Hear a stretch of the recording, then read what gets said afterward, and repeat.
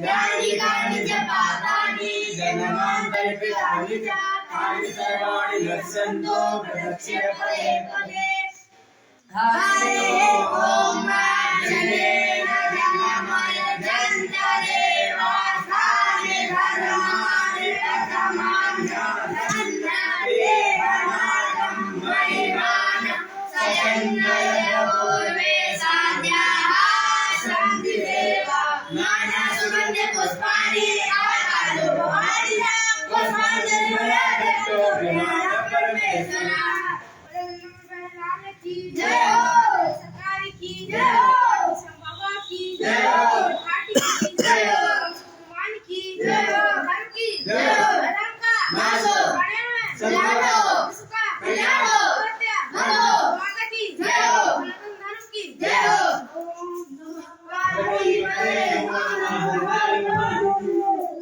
नमः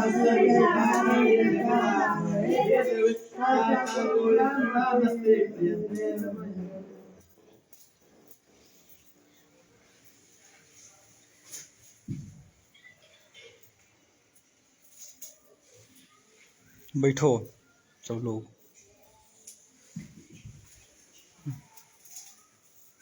बिना टेक लिए नहीं बैठ पाते, बूढ़े हो गए हो। हाँ सर्दी ने बूढ़ा बना दिया। महाराज जी तुम बैठो, काहे कोने में बैठे हो? एक तरफ बैठ जाओ सब लोग। तुम लोग उधर ही चलो, उधर ही चलो, चलो बैठो आराम से। तुमको क्या दिक्कत है स्वामी जी?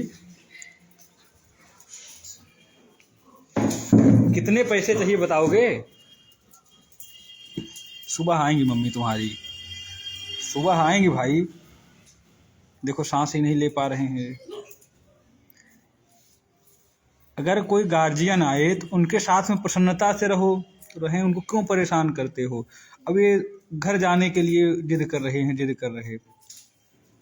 आराम से बढ़िया यमुना जी की आरती में ले जाते, सुंदर भजन कीर्तन गाते, उनसे भी दीपदान करवाते, बढ़िया दर्शन करवाते।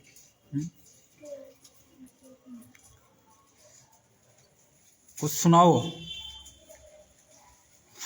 महाराज जी, प्रयागराज सुना दो, कोई भजन सुनाओ। अभी कितने बज रहे? 7:20 हो रहे हैं ना? 7:25 कितने हो? अभी 7:20 भी नहीं हुए। भोजन प्रसाद पा लिए हो, क्या करोगे सो करके? अभी तो दूध गर्म हो रहा है, दूध पीना फिर सोना। तब तक कुछ सुनाओ, सुनाओ सुनाओ, एक ही लाइन सुनाओ दहाड़ कर। अनुपम सुंदर नंद किशोर मन मोहन घनश्याम। अनुपम सुंदर नंद किशोर मन मोहन। तुम इधर आओ आदि, इधर बैठो। तुम भी दुखियारे बैठे हुए हो, बैठो इनके पास में। अनुपम सुंदर नंद किशोर मन मोहन घनश्याम। मधु सुंदर राधे गोविंदा। क्या हुआ? आओ आओ, यहाँ आओ, यहाँ आओ। क्या कह रहे हैं? क्या हुआ? रखाओ वहीं रखो।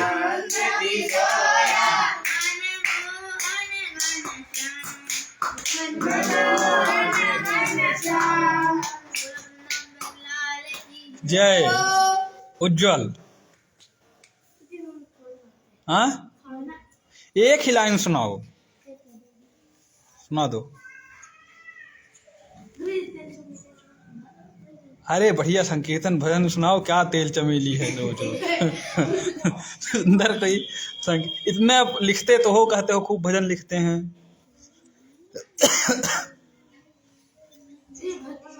हाँ तुम नारायण को ही भज लो। भजवन नारायण नारायण नारायण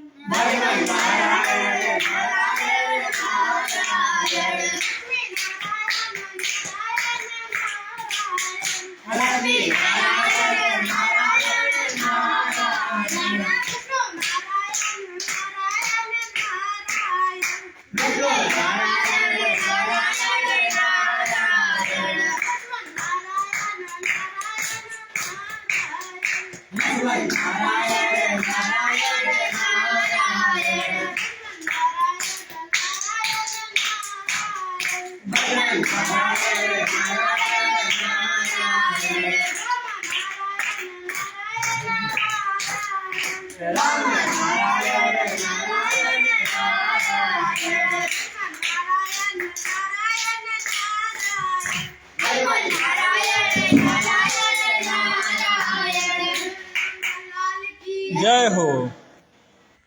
अभिषेक महाराज, तुम भी कुछ सुना दो, बढ़िया दहाड़ो तेजी से।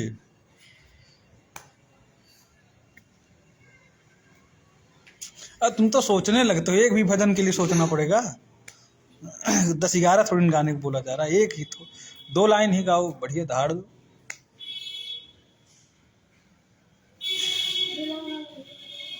अच्छा गाओ।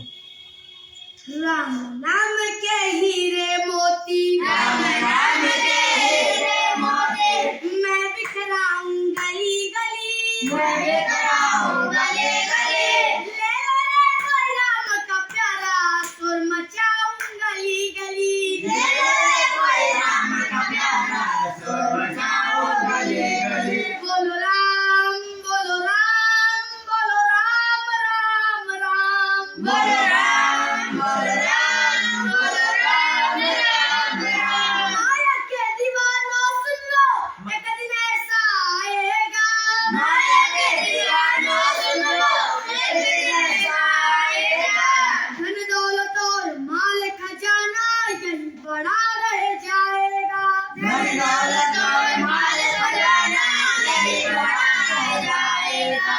सुंदर काया मिट्टी होगी, सुंदर काया मिट्टी होगी, चर्चा होगी गली गली, चर्चा होगी गली गली, ले लो रे कोई राम का प्यारा, सुर मचाऊं गली गली, ले लो रे कोई राम का प्यारा, सुर मचाऊं गली गली। बोलो राम, बोलो राम, बोलो राम राम राम, बोलो राम, बोलो राम, बोलो राम राम राम। बोले बिंदु लाल की जय हो, भारत सरकार की जय हो। तुम भी शुरू करो, बोलिए बोलिए। राधे तेरे चरणों की जर धूल जो मिल जाए, राधे तेरे चरणों की धूल मिल जाए, सच कहता हूँ राधे तकदीर बदल जाए, सच कहता हूँ राधे, तकदीर बदल जाए। तो जय बुलाओ। लाल की तो दुष्टता करने में आगे रहते हो, दुष्टता में आगे हो केवल। भजन एक लाइन याद आ रही है, इसे देखो, क्योंकि सबसे बड़े हो तुम शुरू करो।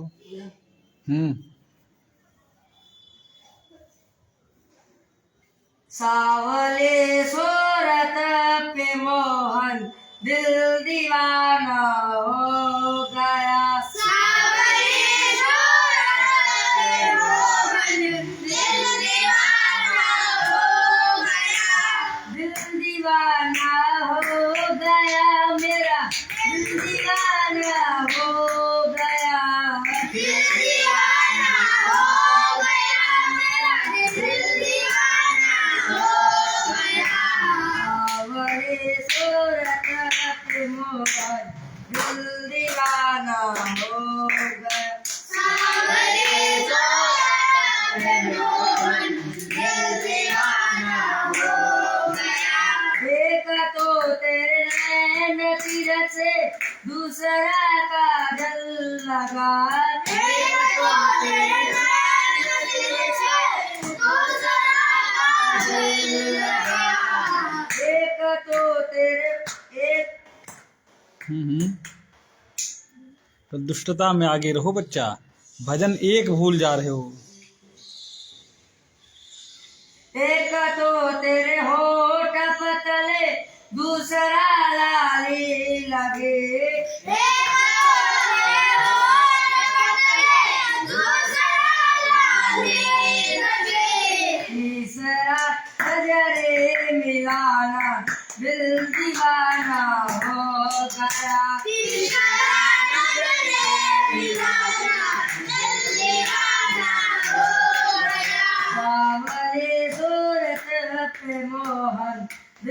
दीवाना हो गया। सावरे सूरत पे मोहन दिल दीवाना हो गया।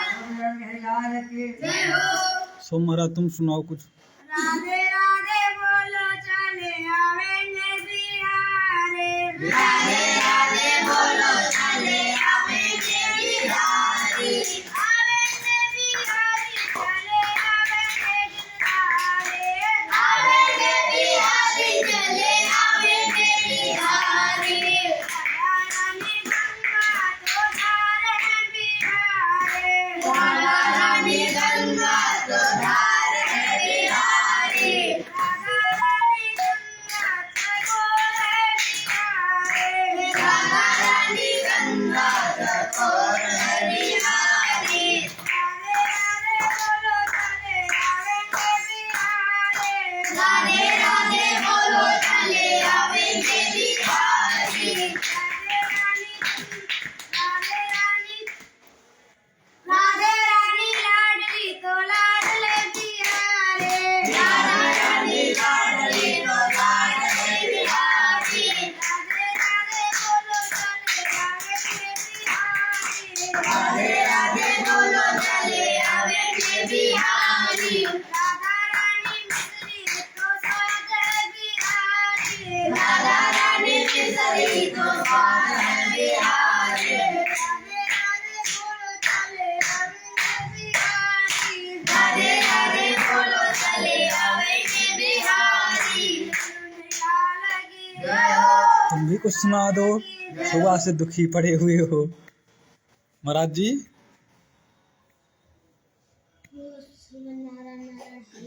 हाँ, हरी हरी कर दो आज तुम।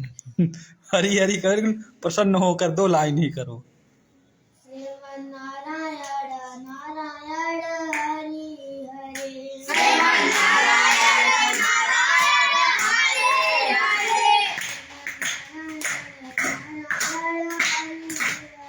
श्रीमन नारायण नारायण हरि हरि। नारायण नारायण हरि हरि। नारायण नारायण हरि हरि।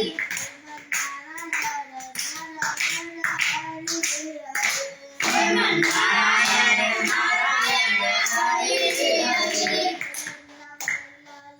जय निर्णय क्या कर रहे? हो गया तो आ जाओ, भग जाओ। तुम भी एक आध भजन सुनाने का निर्णय लो भाई। थोड़ा सा मतलब क्या, थोड़ा थोड़ा सा। देखो आज उज्जवल कोई कहानी सुनाएंगे। हाँ नहीं याद है? अभिषेक को तो याद है। हाँ बच्चा याद है। अरे तो निर्णय देखो आज भजन सुना देंगे। कौन सा भजन सुनाओगे निर्णय? अरे गैया बड़ी कर लो एक आध दिन। और दूसरा नहीं याद? कोई एक ही लाइन सुना दो, दूसरा सुनाओ। काली कमली वाला मेरा यार है। काली कमली वाला मेरा यार है। मेरे मन का मोहन की दिलदार है। दिलदार है। मेरा यार है, मेरा दिलदार है। मेरा यार है, मेरा दिलदार है। काली कमली वाला मेरा यार है। मेरे मन का मोहन तू दिलदार है। मोहन तो दिलदार है। मेरा तुम्हें आया मुरली वाला जी। रात में आया मुरली वाला जी। मेरे मन में बस गई श्याम जपू में माला जी। मेरे मन में बस गया श्याम जपू में माला जी। मेरे मन में बस गई श्याम जपू में माला जी। जय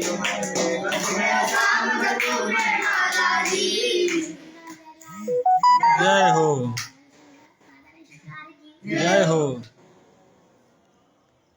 एक आध कहानी वहानी कुछ सुनाओ बच्चा। इनको उज्जवल कहता है कि तुमको उज्जवल? हाँ हाँ, जब हम बैठे रहेंगे तो भूत का बातें सुनाएंगे। भूत भविष्य वर्तमान एक आध कहानी सुनाओ निर्णय।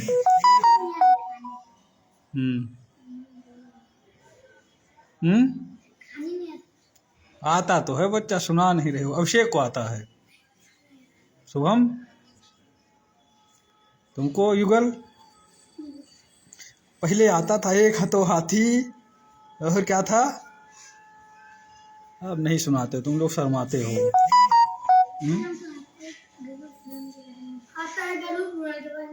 गरुड़ पुराण के बारे में क्या आता है? गरुड़ पुराण में हाँ, गरुड़ पुराण सबको महीने में 2 बार पढ़ाया जाए अभी, लेकिन मेन उद्देश्य जो पढ़ना है अपना पढ़ो। गरुड़ पुराण जब पढ़ोगे तब उसमें कुछ गलत फिर नहीं करोगे, सब पता रहेगा कुछ कौन सा कर्म करोगे फिर उसका क्या फल होगा। समझ में आ रहा? हाँ, तो जो दुष्टता करते हो तो उसमें लिखा रहेगा कि जैसे गरम तेल के कढ़ाई में फिर जैसे पकोड़े तले जाते हैं वैसे ही तले जाओगे। शुभम महाराज हंसो मत, सच में यातना शरीर मिलती है। अभी अभी जो शरीर मिली है हम लोगों को, इसका एक लिमिट होती है। अगर उससे अधिक टार्चर किया जाएगा, उससे अधिक कष्ट मिलेगा ना, तो प्राण पखेरु उड़ जाएंगे, राम नाम सत्य हो जाएगा। लेकिन जो वहाँ पर जब शरीर, जब यहाँ से यह लीला समाप्त करोगे, जब कर्मानुसार स्वर्ग नरक में उधर जाओगे ना, तो पहले तो यातना शरीर मिलती है। जितना कष्ट दिया जाएगा, कष्ट तो आपको होगा, परंतु आप मरोगे नहीं, क्योंकि आप मर चुके होंगे। समझ में आ रहा?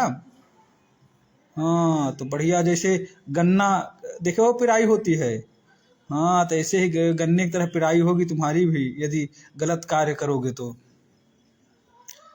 हंसो मत, भिन्न भिन्न प्रकार के उसमें सब बहुत यातना मिलती है। जैसे बैल के ऊपर, ऐसे बैलों की जगह तुम्हें मतलब जो गलत कार्य करते हैं उनको जोत दिया जाएगा, आग में डाल देते हैं यमदूत। भिन्न भिन्न प्रकार के यातना देते हैं। ऐसे थोड़ी ना है कि इसे जो भी कार्य करके आदमी निकल जाएगा। इसीलिए तो बहुत सोच समझ कर कार्य करना चाहिए, किसी को भी कष्ट नहीं देना चाहिए।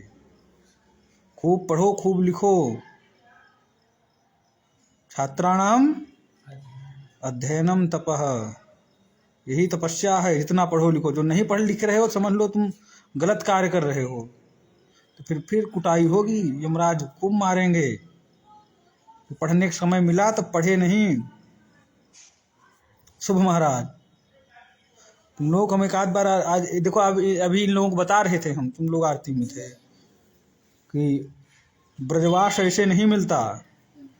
बहुत तपस्या किए होगे तब वृंदावन में आए हो। अब अभी नहीं समझ में आ रहा, क्योंकि होता क्या है, पूर्व जन्म के जो, जिसे पूर्व जन्म में जो तुम रहे होगे वो विस्मृति हो गई है। किसी किसी को याद रहता है, जो कहते हैं उनको पूर्व जन्म का याद था, या जो संत रहते हैं उनको याद रहता है। हम लोग भूल गए हैं कि हम पूर्व जन्म में क्या थे, साधु बाबा थे, कौन थे। क्यों स्वामी जी, तुमको याद है? भूल गए तुम भी? अच्छा, याद होता तुमको पता रहता कौन कौन सा आश्रम तुम्हारा है, अपना जाके ले लेते। विस्मृति हो गई है। पद्म पुराण में वर्णन आता है कि जब भगवान श्री कृष्ण कहाँ पर थे? वृंदावन में नहीं, दिल्ली में, इंद्रप्रस्थ ना, हाँ इंद्रप्रस्थ में थे, दिल्ली में। उनको वृंदावन की याद आती थी। अर्जुन पूछते कि आखिर वृंदावन में है क्या, हाँ, कि जो यहाँ पर दिल्ली में नहीं, इंद्रप्रस्थ में नहीं है। अगर वहाँ जंगल है तो यहाँ भी देखो जंगल है, जो दिखा लाएं बढ़िया बढ़िया जंगल। वहाँ गाय है तो यहाँ भी गाय हैं। वहाँ यमुना जी हैं तो यहाँ भी यमुना जी हैं, यमुना जी ही उधर से इधर आई हैं। ऐसा क्या है? भगवान बोले वो ब्रज रज, वृंदावन की जो रज है वो यहाँ पर नहीं है। अर्जुन को नहीं समझ में आया। उनको नहीं समझ में आता, भाई वो रज क्या है, वो मिट्टी वहां भी है यहाँ भी, ये मिट्टी वाली कौन सी बात है। तो भगवान उनको रथ पर सवार करके ले गए, एक ऐसे स्थान पर ले गए जहां पर देख रहे हैं बहुत विशाल पर्वत चमकता हुआ एकदम। हाँ, अर्जुन बोले ऐसा पर्वत तो हमने देखा ही नहीं, क्योंकि पर्वत तो पत्थरों के होते हैं, उस पर वृक्ष आदि रहते हैं, तो इसे इतना चमकदार, सूर्य से भी अलग एकदम सफेद सफेद चमकता हुआ ये कैसा पर्वत है। और नजदीक आए तो क्या देख रहे हैं, उस पर्वत पर एक साधु तपस्या कर रहे। अब और आश्चर्य की बात, इतना चमकदार पर्वत, उस पर साधु तपस्या कर रहे हैं हम। अर्जुन पूछे ये कौन है। भगवान बोले अब हमसे क्या पूछ रहे हो, चलो पास में ही आ गए हैं तो इन्हीं से पूछ लो कौन है कैसे करे। पहुंचे वहां, बाबा आप कौन हो और ये पर्वत कैसा है और आप तपस्या क्यों कर रहे हैं। तो उन्होंने बोला कि ये पर्वत नहीं है, ये हमारी अस्थियां हैं। जब हमारा शरीर पूर्ण होने वाला होता है तो हम योग बल से उस शरीर को छोड़कर दूसरा शरीर धारण कर लेते हैं। ये हमारी हड्डियों का पहाड़ लग गया है तपस्या करते करते। बोले फिर तुम इतनी तपस्या क्यों कर रहे हो, क्या चाहिए तुमको। बोले हमको ब्रजवास चाहिए, हमको वृंदावन जाना है, हम भी वृंदावन में रहें। बोले जब तुमको ऐसा चाहिए, देखो वृंदावन वाला ठाकुर आपके सामने है, ये भगवान श्री कृष्ण, ये ब्रजवासी हैं वृंदावन के ठाकुर, आप इन्हीं से मांग लो कि भाई भगवान कह देंगे चलो वृंदावन, आपको आशीर्वाद दे देंगे। भगवान ने कहा वृंदावन में रहने का अधिकार हम नहीं दे सकते, वो किशोरी जी राधा रानी दे सकती हैं, परंतु हम मेरा भी अधिकार है, क्योंकि किशोरी जी से प्रेम करते हैं, किशोरी जी उनकी आह्लादनी शक्ति हैं। तो बोले कुछ तो अधिकार हमारा भी है, उनकी तरफ से जाओ, मैं तुम्हें 3 दिन का ब्रजवास का आशीर्वाद देता हूँ। कितने दिन का? 3 दिन का। उन संत को 3 दिन का आशीर्वाद दी, जाओ तुम 3 दिन वृंदावन में निवास करो। कितने युगों तक, युगों तक उन्होंने तपस्या किया था, समझ में आ रहा।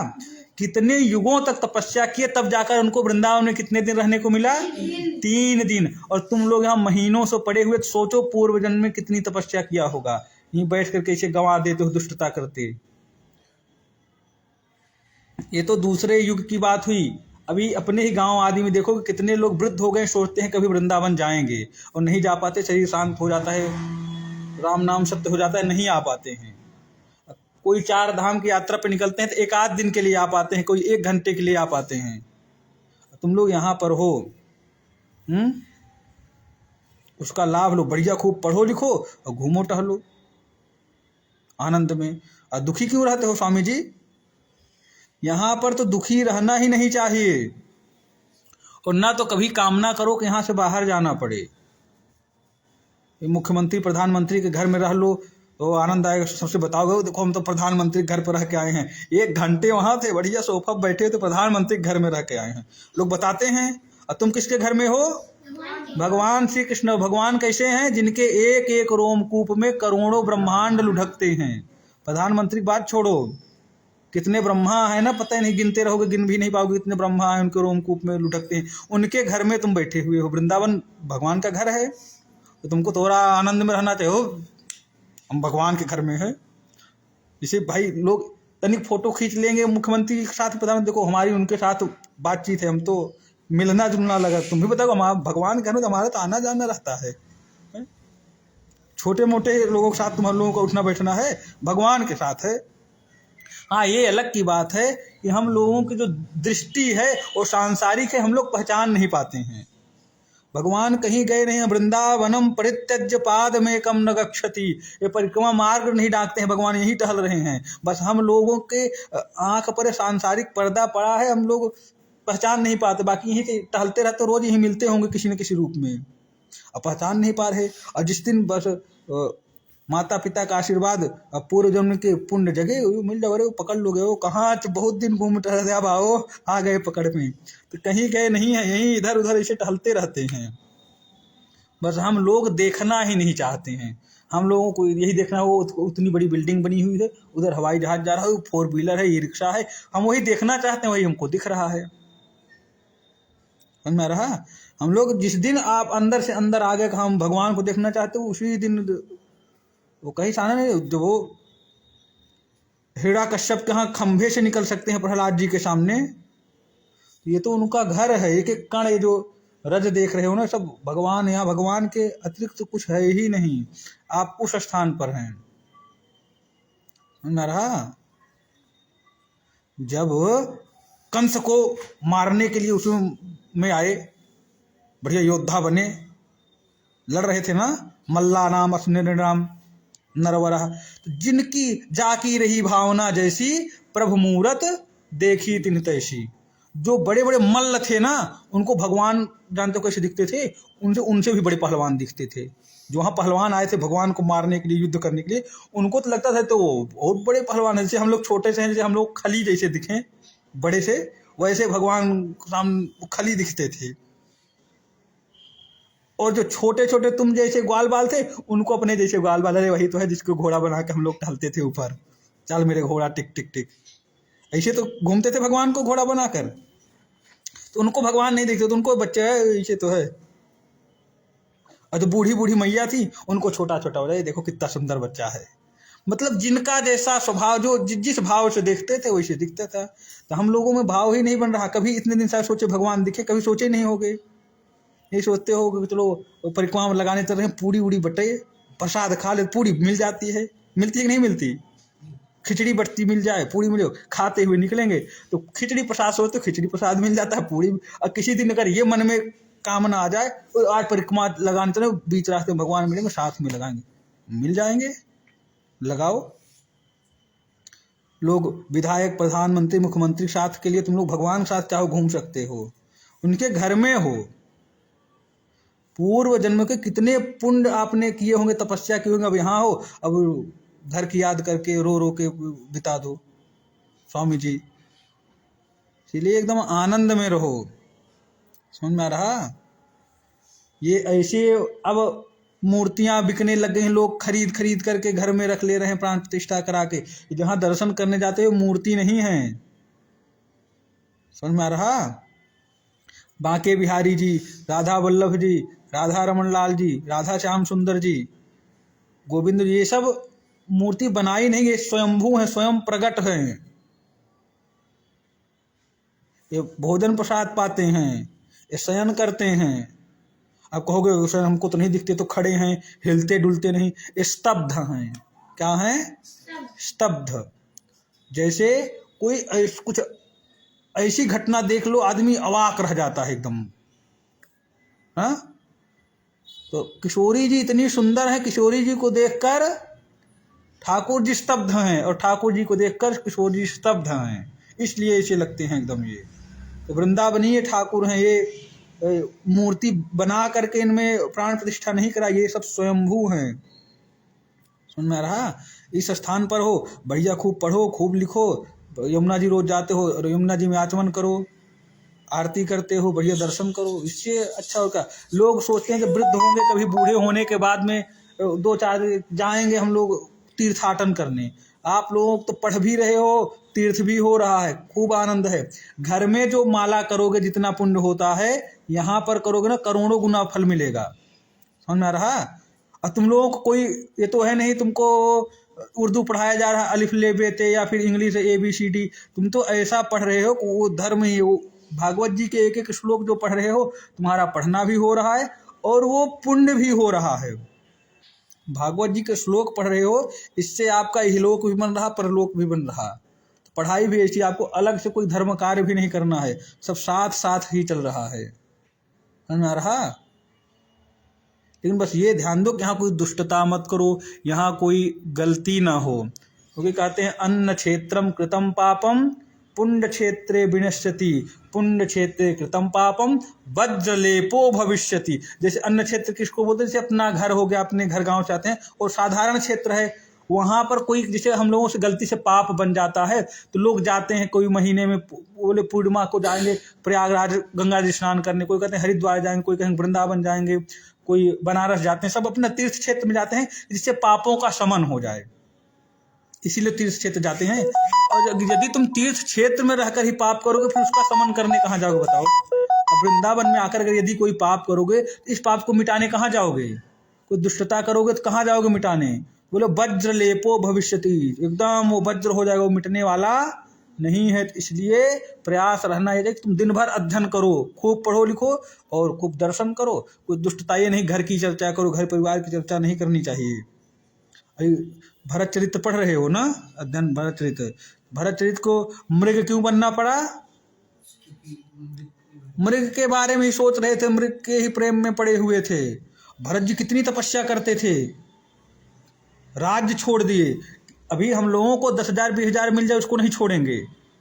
भरत जी अपना राज्य छोड़ दिए, घर परिवार पुत्र पत्नी पिता माता सबका मोह छोड़ करके जंगल में चले आए, परंतु वहां मृग के प्रेम में फंसकर मृग बनना पड़ा, क्योंकि अंत समय में मृग की याद आई। और अभी आप लोगों को अजामिल जी का चरित्र पढ़ाया जाएगा। अजामिल जी दुष्ट थे खूब। आप देखेंगे अंत समय में उन्होंने केवल अपने बेटे का नाम नारायण रखा था, उनको बुला रहे थे। तो जो यमदूत वापस चले गए तो नारायण भगवान के पास आदि तो हमको याद कर रहा, केवल नाम, जबकि भगवान को नहीं याद करते, अपने पुत्र को बुला रहे थे। अंत समय में ये होता है। अब सोचोगे भाई जब अंत समय आएगा तो राम राम कर लेंगे, ये तो पता नहीं कब किसी भी समय आ सकता है। इसीलिए खूब अध्ययन करते रहो। तुमको भगवान के नाम लेने की अलग से आवश्यकता ही नहीं है। भागवत जी का अध्ययन करते उसमें भगवान का नाम स्वतः ही लेते रहोगे। पढ़ते ही पढ़ते तुम्हारा भगवान का भी नाम चल रहा है। महात्म्य पढ़े हो ना, चांडाल वच्च खरवद्वत तेन नीतम मिथ्या स्वजन्म जननी जन दुख भाजा। तो भगवान का नाम नहीं लेता, जिसने कथा सुनी ही नहीं, वो क्यों पैदा हुआ है? अपनी माता जी को प्रसव कष्ट देने के लिए। पढ़े हो ना? हाँ, ये तुम सोच रहे हो अलग से कुछ करना नहीं है। जब सुंदर कथा करोगे, धर्म करोगे, तो जो अच्छा कार्य करता है, धर्म कार्य करता है, उसकी 7 पीढ़ियां प्रसन्न हो जाती हैं। माता पिता को अलग से तुमको कुछ करने के, रो रो कर उनके पास में रहने से उनको आप प्रसन्नता नहीं दोगे। बढ़िया सुंदर कथा करो, अपने माता पिता को भागवत कथा सुनाओ, तब माता पिता प्रसन्न होंगे। इहलोक भी सुधरेगा, परलोक भी सुधरेगा। माता पिता सांसारिक कृत्य में पड़े हुए हैं, आपको पढ़ा लिखा रहे हैं, वे संसार में फंसे हुए हैं। आपके पास समय है, आप खूब पढ़ो, उनको कथा सुनाओ, उनको भागवत जी सुनाओ, उनको बताओ कि ये संसार में मत पढ़ो। तब बताओगे, तभी तो, जब तुम जानोगे तब तो बताओगे। वे तो संसार से नहीं निकल पाए, परंतु वे मेहनत करके आपको इस स्थान पर भेजे हैं वृंदावन में। बढ़िया पढ़ो लिखो, आनंद करो। अब तुम भी उसी में पड़े रहोगे, फिर मतलब क्या निकलेगा? ऐसा हो कि अब तुम निकले हो फिर सबको घसीट के इस संसार से निकालो कि हम तो इस संसार में नहीं पड़ेंगे। माता पिता भाई बहन और जो भी हमसे जुड़े हुए ना, तो उनको इस संसार में पढ़ने देंगे, सब लोग को ले जाएंगे। महाराज जी समझ में आ रहा? इस प्रकार से कार्य करना चाहिए। बढ़िया पढ़ते तो हो। भागवत जी एक ऐसा है जिसे मोक्ष हो जाता है। बढ़िया सुंदर विमान आएगा, हाँ, सब लोग बैठो निकलो, लेकिन बढ़िया उसके लिए अध्ययन करो। जब अध्ययन करोगे तभी तो जानोगे। बक्सर वाले पंडित जी, उसके लिए मेहनत करना पड़ेगा और कोई भी चीज हो उसमें इंटरेस्ट लो। भागवत जी जब पढ़ो तो ये नहीं कि उसको पढ़ने के हिसाब से नहीं, गुरुजी मारेंगे डांटेंगे इसलिए पढ़े, ऐसा नहीं। उसमें इंटरेस्ट लो। देखो हम तुम लोग देखे हैं, अभी कहीं ई रिक्शा पे गाना चल रहा हो भोजपुरी फिल्मी, तो खट गुनगुनाने लगते हो, क्योंकि उसमें तुमको आनंद आता है। ओ गाना बजा, ओ कोई घर वाले तुमको कभी मारे हैं गाना याद करने के लिए? स्कूल में कभी मार खाए हो, फिल्मी गाना याद करो, फिर भी याद हो जाता है। क्यों? क्योंकि वो अच्छा लगता है। इसी प्रकार से कथा में जब हाँ तुम्हारा इंटरेस्ट आया ना, तो किसी को डांटने मारने की आवश्यकता नहीं पड़ेगी और बस आनंद आने लगेगा। जैसे जब छोटे थे तो नींद नहीं आती थी, मामा कहते थे नानी वो कहानी सुनाओ, मम्मी बोले कोई कहानी सुनाओ, जब वो सुनाती थी तब सोते थे। अब वो आज तक याद होगा कहानी, कि याद करते थे उसको, क्यों? सुनने से याद होगा कि वो अच्छा लगता था। तो कथा भी ऐसे ही है। जैसे श्लोक तो आपको याद करा दिए जा रहे हैं, स्तुति याद करा दी जाए, कहानी स्वयं पढ़ो। जो कथा है उसमें स्वयं सब प्रसंग, एक एक प्रसंग पढ़ो और फिर दूसरे को सुनाओ। ये जो घर की चर्चा करते हो, कथा में सनत कुमार क्या करते हैं? कथा मात्रैक जीवनः। वो 4 भाई हैं ना, एक व्यास जी बन गए, 3 श्रोता उनको सुना रहे हैं, फिर वो उनको सुना रहे हैं। उनका जीवन ही यही है, कथा कहो कथा सुनो। तुम लोगों का भी यही कार्य होना चाहिए। साल भर भी न लगे, 6 महीने में कथा तैयार हो जाए, आनंद एकदम। जहां बैठो कथा ही सुनाओ। घर पर भी जाते हो, बैठो तो अपनी कथा चर्चा शुरू कर दो। तो जो कथा के प्रेमी होंगे, रसिक जन होंगे, वो तुम्हारे पास बैठेंगे, आनंद आएगा। हर समय आपका लक्ष्य होना चाहिए, मंत्र बोलो, श्लोक बोलो, कथा बोलो। घर परिवार की चर्चा होना ही नहीं चाहिए। समझ में आ रहा है? हाँ, हर समय अपना केवल अध्ययन। जब तक मन हो मंत्र याद करो, वेद पढ़ो, ज्योतिष पढ़ो, नहीं तो कथा में जब ना मन लगे तो फिर कथा सुनाओ एक दूसरे को। कोई भरत जी का चरित्र सुनाओ, कोई ध्रुव जी का चरित्र सुनाओ, कोई प्रहलाद जी का, तुम उनको सुनाओ, वो उनको सुनाए। इससे आनंद भी आएगा और तुम्हारी कथा तैयार हो जाएगी। जहाँ पर जो प्रसंग भूलोगे दूसरा याद करा देगा, नहीं नहीं ऐसे नहीं है, यहाँ तो ऐसे है। तो तुम जहाँ पर टोकेंगे तुम्हारा सुधर जाएगा अपने आप ही। जब तुम उसको एकदम टेंशन ले रहे, हमको तो कथा याद करना, तो कथा याद नहीं की जाती। जिस प्रकार से श्लोक तुमको एक अक्षर याद कराया जाता है, अगर तुम सोचो कथा को इस तरीके से याद करोगे तो कथा याद नहीं होगी। कथा समझने की वस्तु है।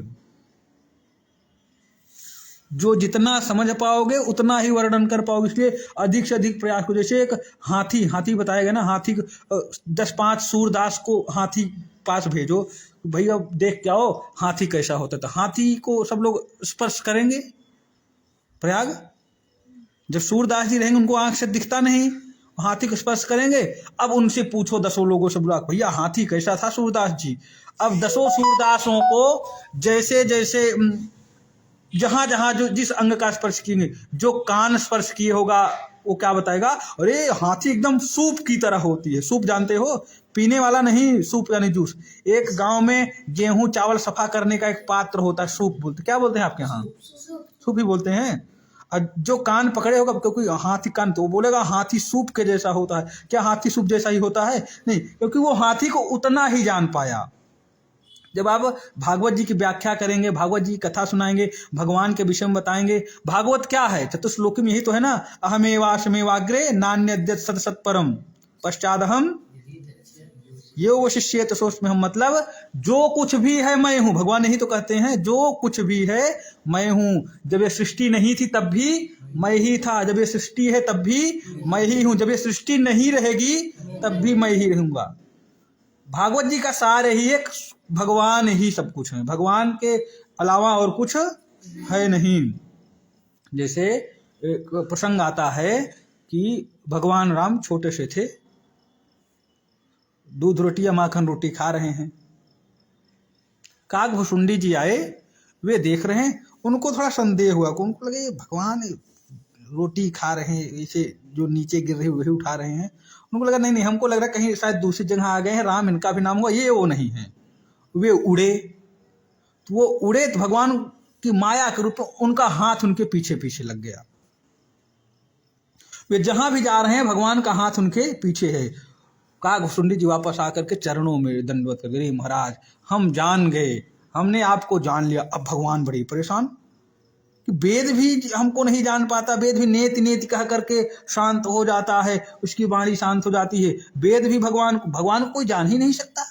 और काकभुसुंडी जी कह रहे भगवान हम आपको जान। बोले क्या जाना? बोले आप सर्वत्र हैं। काकभुसुंडी जी ने क्या कहा? आप सर्वत्र, क्योंकि मैं जहां जहां गया आपका हाथ वहां वहां पर था, इसका मतलब आप सर्वत्र हैं। बोले अच्छा, अभी तुम ठीक से नहीं जाने। काकभुसुंडी जी को भगवान ने पकड़ा और मुखारविंद में प्रवेश करा दिया अंदर। अब काकभुसुंडी जी अंदर देख रही, यहाँ तो अंदर पूरा देश है, भारत देश में उत्तर प्रदेश, उसमें भी अयोध्या है, अयोध्या में दशरथ जी का महल है और उसमें राम जी बैठे हुए हैं। अब काकभुसुंडी जी बड़े परेशान बाहर आए। बोले क्या हुआ भुसुंडी जी, समझे हमें? बोले भगवान अब हम आपको समझ ही नहीं पा रहे हैं। बोले क्या? बोले आप संसार में हैं, मतलब पूरे संसार में आप हैं कि पूरा संसार आप में है, हम आपको समझ नहीं पा रहे। बोले अब अच्छे से समझे, भगवान को कोई जान नहीं सकता। तो चतुश्लोकी भागवत के माध्यम से यही तो वर्णन किया गया है। तो उसी को 18,000 श्लोक में बोलो। आप जब भागवत जब आप सुनाएंगे, केवल वही भागवत नहीं है जो इतना प्रसंग आप पढ़ रहे हो। जो सुखदेव जी राजा परीक्षित का जो संवाद है, केवल वही भागवत नहीं है। सूत सौनक संवाद जो है वही भागवत नहीं है। भागवत क्या, जो भगवान का, भगवान के विषय में आपको बताना है। भागवत जी के प्रसंग से अलग भी प्रसंग आप ले सकते हैं। जिस कथा के माध्यम से भगवान में प्रीति हो, भगवान से लोग कनेक्ट हों, वही कथा है। जिस प्रसंग से लोग भगवान से कनेक्ट हों उसको कथा बोलते हैं, और जिस प्रसंग से लोग संसार से कनेक्ट हों उसे व्यथा बोलते हैं। जैसे तुम अपने चर्चा करो तो उसको कहते हो अपनी व्यथा बता रहे थे, तुम्हारी कथा नहीं होगी। तुम अपने घर परिवार की चर्चा करो, कहो हम तो कथा सुना रहे, कथा नहीं, वो क्या होती है, व्यथा। और ये भगवान के विषय में बताओ तो क्या होगी, कथा। तो जो प्रसंग, जो भी मैटर, जो भी स्टोरी भगवान से जोड़े उसको क्या बोलेंगे, कथा। और जो स्टोरी संसार से जोड़े, व्यथा। तो व्यथा करोगे कि कथा? हाँ, तो सर्वत्र हर समय कथा करनी चाहिए।